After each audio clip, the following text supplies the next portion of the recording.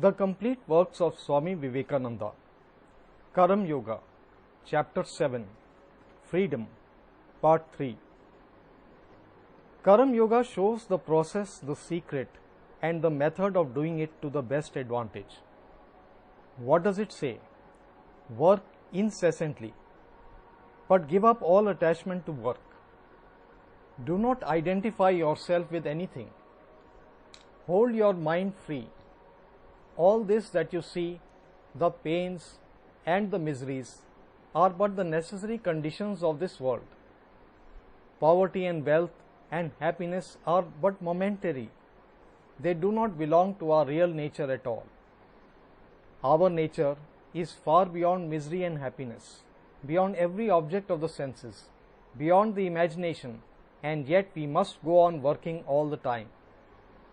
Misery comes through attachment, not through work. As soon as we identify ourselves with the work we do, we feel miserable. But if we do not identify ourselves with it, we do not feel that misery. If a beautiful picture belonging to another is burnt, a man does not generally become miserable. But when his own picture is burnt, how miserable he feels. Why? Both were beautiful pictures, perhaps copies of the same original, but in one case very much more misery is felt than in the other. It is because in one case he identifies himself with the picture and not in the other. This I and mine causes the whole misery. With the sense of possession comes selfishness, and selfishness brings on misery. Every act of selfishness or thought of selfishness makes us attached to something, and immediately we are made slaves. Each wave in the chitta that says I and mine immediately puts a chain round us and makes us slaves. And the more that we say I and mine, the more slavery grows and the more misery increases. Therefore, Karam Yoga tells us to enjoy the beauty of all the picture in the world, but not to identify ourselves with any of them. Never say mine. Whenever we see a thing is mine, misery will immediately come. Do not even say my child in your mind. Possess the child, but do not say mine. If you do, then will come the misery. Do not say my house, do not say my body. The whole difficulty is there. The body is neither yours nor mine nor anybody's. These bodies are coming and going by the laws of nature. But we are free, standing as witness. This body is no more free than a picture of or a wall. Why should we be attached so much to a body? If somebody paints a picture, he does it and passes on. Do not project that tentacle of selfishness, I must possess it. As soon as that is projected, misery will begin. So Karam Yoga says, first destroy the tendency to project this tentacle of selfishness. And when you have the power of checking it, hold it in and do not allow the mind to get into the ways of selfishness. Then you may go out into the world and work as much as you can. Mix everywhere, go where you please. You will never be contaminated with evil. There is the lotus leaf in the water. The water cannot touch and adhere to it. So will you be in the world. This is called vairagya, dispassion or non-attachment. I believe I have told you that without non-attachment, there cannot be any kind of yoga. Non-attachment is the basis of all the yogas. The man who gives up living in houses, wearing fine clothes, and eating good food, and goes into the desert may be a most attached person. His only possession, his own body, may become everything to him. And as he lives, he will be simply struggling for the sake of his body. Non-attachment does not mean anything that we may do in relation to our external body. It is all in the mind. The binding link of I and mine is in the body. If we have not this link with the body and with the things of the senses, we are non-attached, wherever and whatever we may be. A man may be on a throne and perfectly non-attached, another man may be in rags and still be very much attached. First, we have to attain this state of non-attachment and then to work incessantly. Karam Yoga gives up the method that will help us in giving up all attachment, through it indeed very hard. Here are the two ways of giving up all attachment.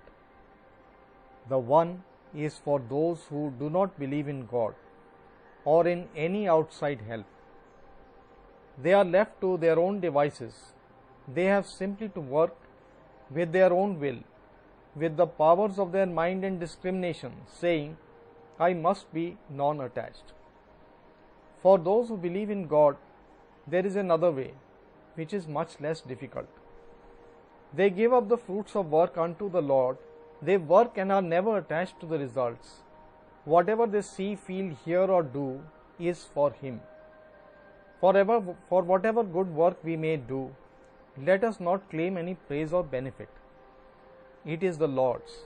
Give up the fruits unto Him.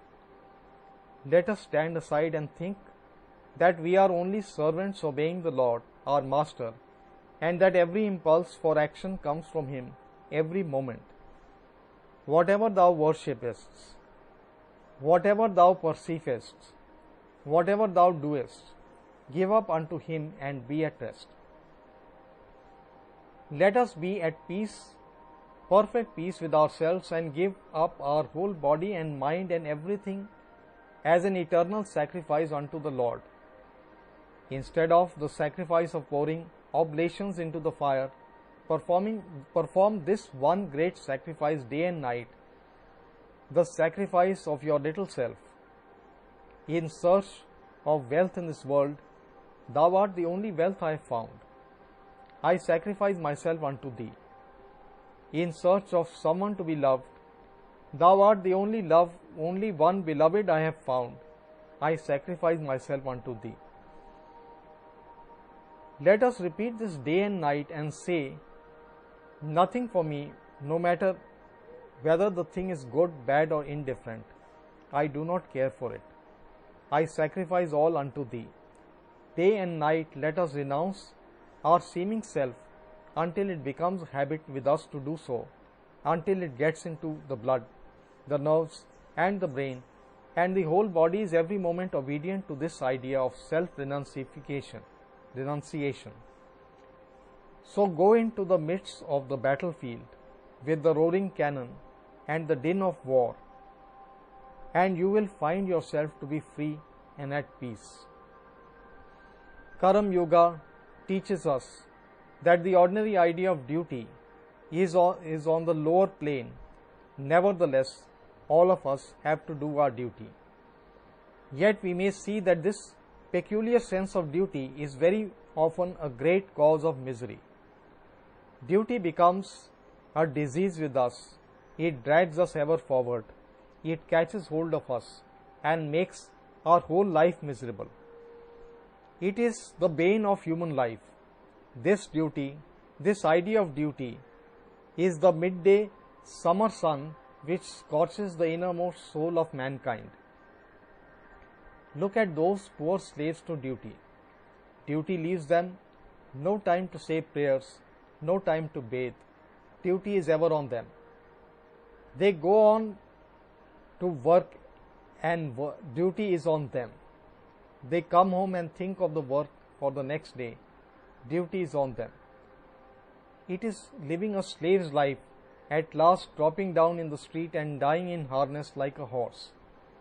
This is duty as it is understood. The only true duty is to be unattached and to work as free beings, to give up all work unto God.